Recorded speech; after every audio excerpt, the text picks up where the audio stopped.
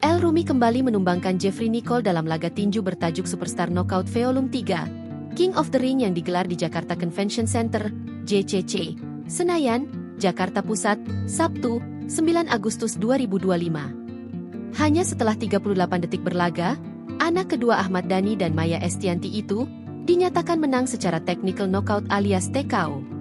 TKO terjadi saat wasit menghentikan pertandingan karena seorang petinju dianggap tidak mampu lagi melanjutkan pertandingan dengan aman, meskipun petinju tersebut mungkin tidak jatuh atau dihitung sampai 10 seperti dalam KO, knockout.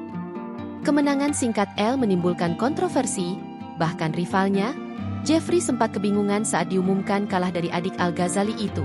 Tak sedikit cibiran terutama pendukung Jeffrey menyayangkan kemenangan instan El tersebut. Suasana sempat berubah canggung tatkala penonton mulai menyoraki El.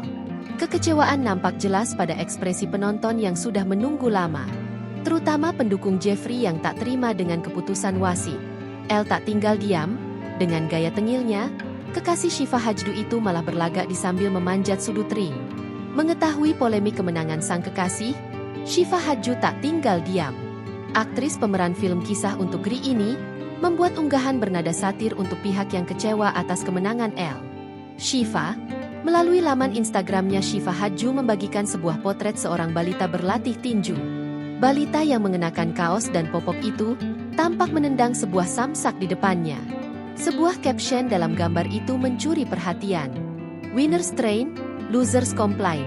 Pemenang berlatih, pengecut mengeluh. Demikian bunyi tulisan dalam unggahan itu.